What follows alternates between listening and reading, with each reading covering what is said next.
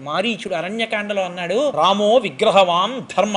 రాముడంటే రాశీభూతమైన ధర్మం రా. ఆయన జోలికెడితే బతకవు. ధర్మం జోలికెడితే ఎలా పాడైపోతావో రాముడి జోలికెడితే పాడైపోతావు.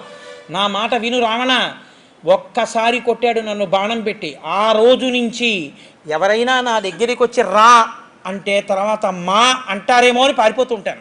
ఇన్ని చెప్పాడు కానీ ఆయన విన. కాబట్టి రాముడే ధర్మము, ధర్మమే రాముడు. రాముడు అడుగు తీసి అడుగు వేస్తే ధర్మం. అందుకే రామాయణంలో తీర్పు ఎక్కడొచ్చిందో తెలుసా అండి? గురువుల్ని సేవించి గురువుల యొక్క అనుగ్రహాన్ని పరిపూర్ణంగా పొందినవాడు రాముడు. అందుకే రామరావణ యుద్ధం గురించి చెప్తూ మహర్షి అన్నారు, రామరావణయోరివా అన్నారు. సాగరానికి సాగరమే ఉపమానం, రామరావణ యుద్ధానికి రామరావణ యుద్ధమే ఉపమానం, ఇంకొక ఉపమానం లేదన్నారు. అటువంటి యుద్ధం జరుగుతున్నప్పుడు దేవతలతో సహా వచ్చి పైన నించున్నారు. రావణుడు చచ్చిపోతే బాగుండు, రావణుడు చచ్చిపోతే బాగుండు. ఎందుకు వాళ్ళకి ఆ కర్మ?